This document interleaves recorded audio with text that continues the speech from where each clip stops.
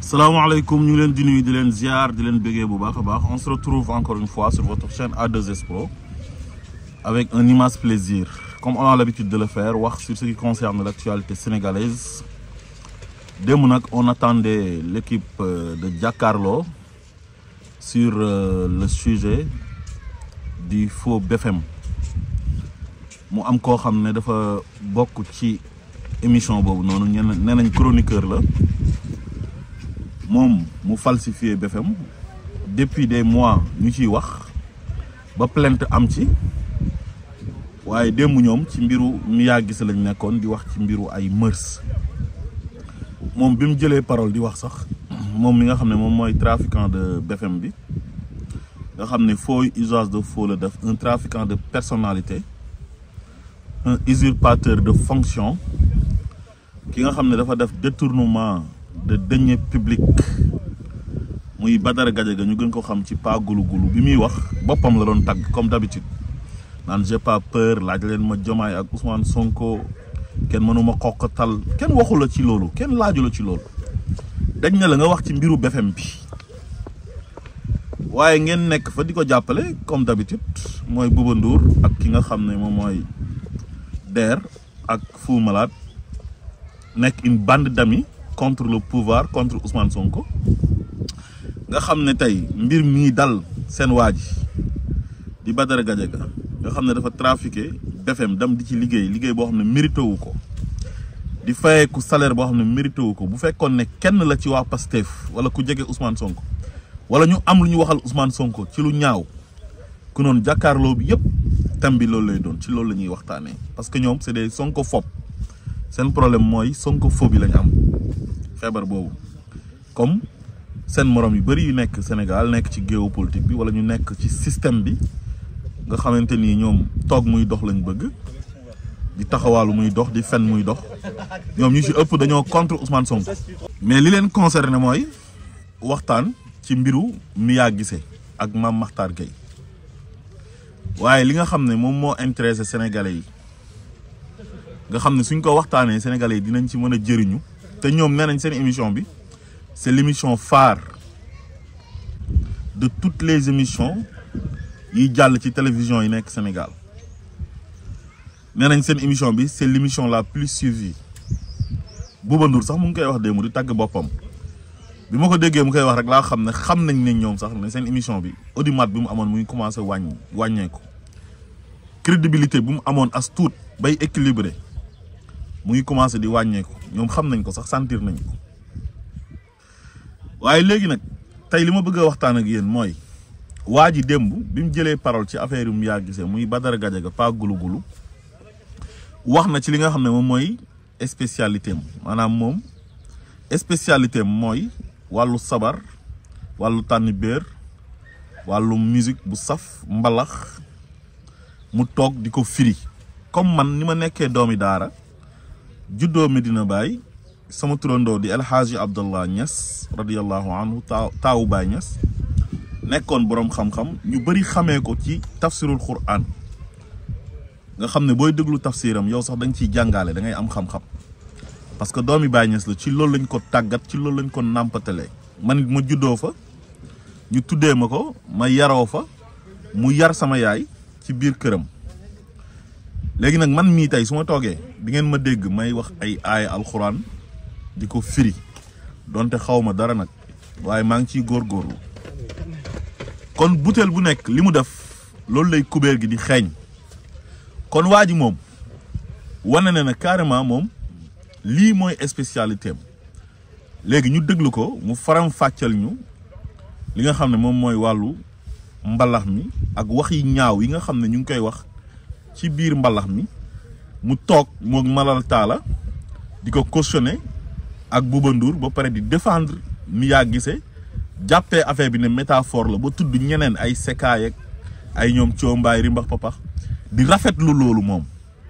ñu déglu ko ñu ñëwaat. La musique man mi ko dundu diko pratiquer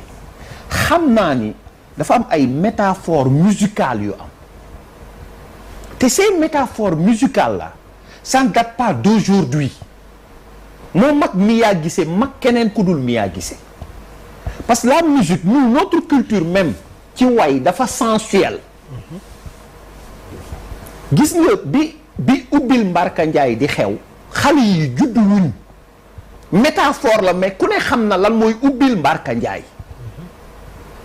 Njaga Mbay sommité la ci musique Boukounta sommité suñu papa Boukounta sommité la ci musique bu woowee Ndaga Ndiaye Ndaga ci néeg bu lëndëm Ndaga nga yàllax ndiku bu ma Ndaga keppee bu kenn yëngu seetaan leen maag Ndaga Ndiaye dafa am compréhension mais coombaay rimbax papax fexeel ba bu ko kàmb dee koy pax RTS moo ko doon teg rimbax turu rimbax papax pax la paxu jàmbur du pax lii du paxu kenn lii suma pax la rimbax turu coombaay ko way RTS la doon jàll c'est de la métaphore musicale c'est pour ne pas kiy bind jaar dëgg ci li mu bëgg a wax da koy def métaphore musicale mais Abou Djouba de. mais bàyyi ma rek malal ma ñëw. mais bu ñu demee ci mais Secka yëkkatil ma xool sa pointure man Secka du ma jënd gaan ci pax il fait allusion à quoi mais métaphore musicale la loolu mais ci depuis ay ventilateur ak ay nangam la musique sénégalaise et notre art dafa ànd ak sensuel boobu dafa ànd ak même vulgarité boobu yàgg na ci am parce que yëkkatil gi yàggoon naa am ci koñ ya ma xool sa pointure rimbax papax yàgg naa am ci koñ yi mais statut doom mbaras bu faatu géwal yàgg naa am ci koñ yi ñun dañ doon toog déglu grand bi Youssou Ndour hey bul def tànku ne del soldat la son boobu mais am na ñeneen ñu ci am yeneen i compréhension mais métaphore musicale la waa léegi kii nii nga xam ne mooy taxaw di cautionner ay wax yu ñaaw yoo xam ne dafay pervertir ay xale ay wax yoo xam ne dañ koy dugal ci musique te musique war a nekk loo xam ne day yeete di jàngale Thione Seck waxoon na ne wëy bu diglewul yeetewul nekkatul wëy ay naxaate la di wëy ay thèmes yu am solo Thione Seck moom ku ko xam ma soo ko xamee ci ay wax yu ñaaw ci musique ay thèmes lay développer nit ñi mën cee jàng Thione Seck ay musique am yow mën nga toog di si jël ay proverbe yoo xam ne moom moo ko créer boppam en wolof te dafay nekk loo xamante ni maanaam dafay nekk lu nit mën a jël jàng ci waaye Badara Gadiaga tey décortiquer nañu li nga xam ne moom xam-xamam ci loolu la màcc waa léegi kon tey lii day wane ne moom li muy yàq Ousmane Sonko ak waa Pastef en rek la waaye nekkul ne moom dafay wax xalaatam wala dafay opposé wu lu muy def c'est pas de l'opposition te moom sax dafay contredire boppam toujours parce que moom nee na dafay opposé wu mais su fekkee da ngay opposé wu kañ jaratul ngay tuddee sa bopp chroniqueur waxal na man benn politicien la buy opposé wu ñu may invité jàkkaarloo may ñëw di dal ci kaw Ousmane Sonko lu mu def ma ne baaxul bu baaxee sax ma ne baaxul waa léegi ku mën a toog di cautionner di wane ne Mia Guissé ak ñeneen way yu bon yu fi jaaroon ay rimbax papax ak ay Secka yëkkatil ay Ndaga Ndiaye nga faram fàcc ko mu leer naññ ba mel ni ki nga xam ne moom dafa maîtriser alxuraan toog di ko firi nit ñi di ko comprendre lan la yàlla wax ak yàlla lan la ci namm wala nga mel ni benn médecin boo xamante ni moom spécialiste la nekk cardiologue di wax ci wàllu xol wala koo xamante ni dentiste la di wax ci wàllu bëñ wala koo xamante ni moom ophtalmologue la di wax ci wàllu bët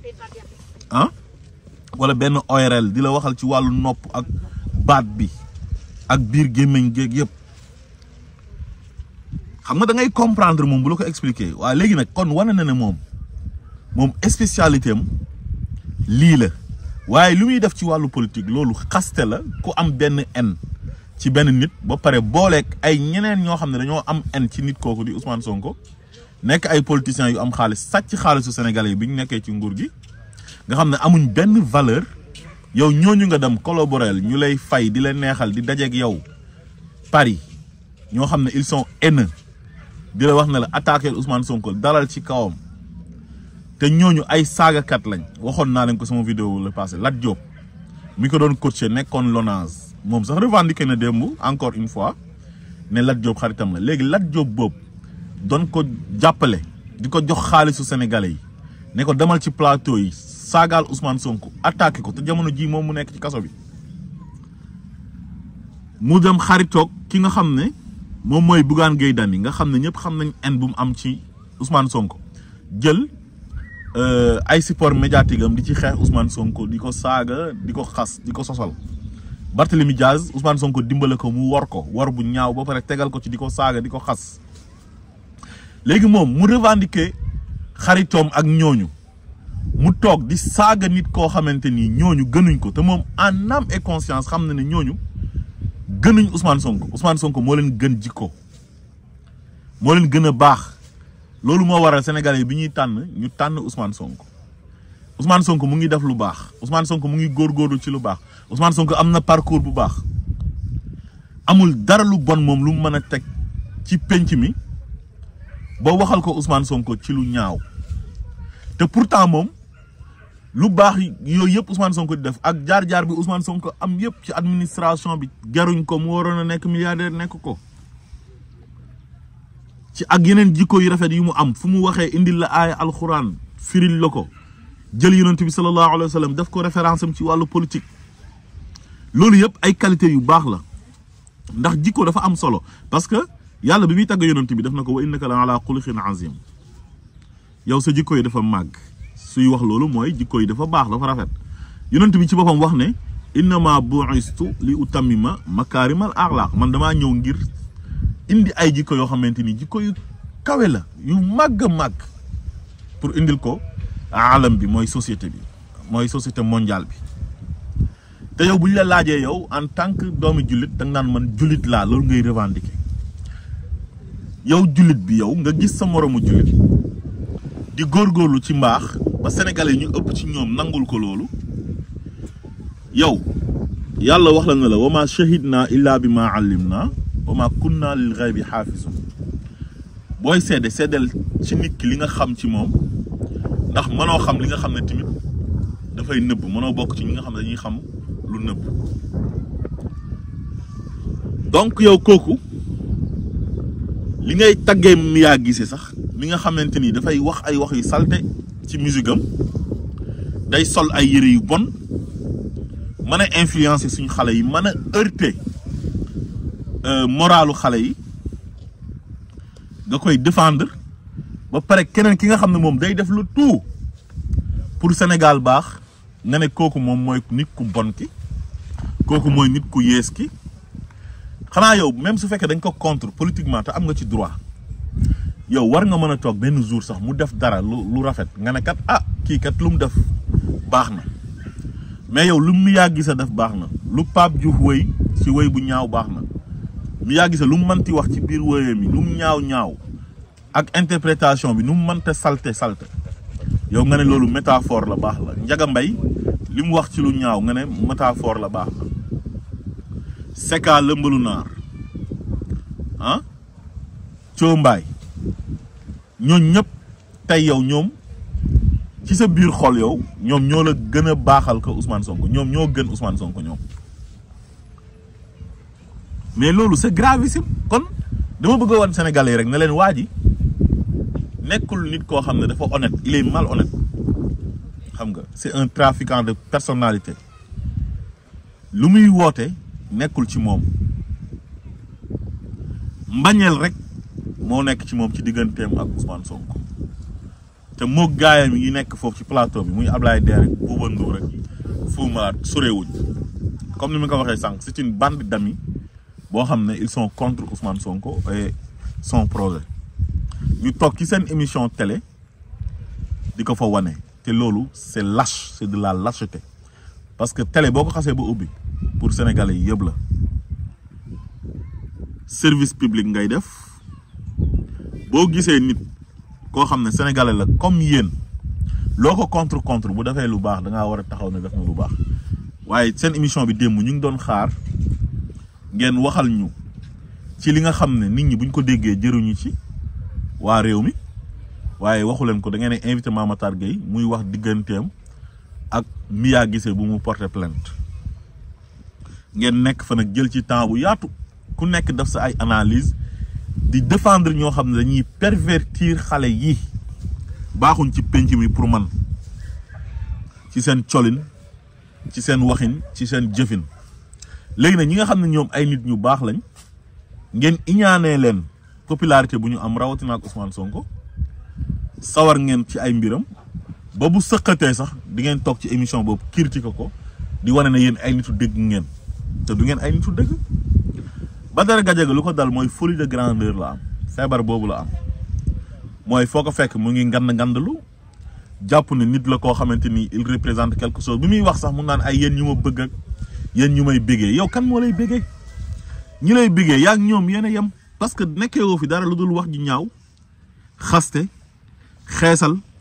ñuulal bopp di jógee ko Sénégal ba France di dem di Bali te waxooñu yow lan ngay liggéey fan ngay jëlee sa billet d'avion yi oto bi ngay dawal waxooñu foo ko jëlee parce que mënoo ko justifier liggéey yow kenn xamee wala liggéey dunguru lañ la ma sa xamee ak làmmeñ bu neex ak wax ju ñaaw di xaste baat bu efféminé di wax mel ni jigéen mel ni jeeg bu toog di wax man loolu rek laa la xamee waaye daal ñun luñ la doon xaaree démb encore une fois mooy nga wax ci BFM bi nag di nga ci wax de maa dégg yaa ngi traité Justin Correa de larbin yeeg de valet ah lu nekk traité nga ko de tous les noms d'oiseaux loolu moom aay nga ci mooy dàggasante ak xaste ak wax ju ñaaw ak wax ci wàllu mbalax ak ay gulu-guloog ay yëkkatil ak ah ay ndaga njaay ak ay rimbax papax yooyu yëpp aay nga ci waaye ñu ngi lay xaar nga wax ci BFM bi qui ne dit rien consent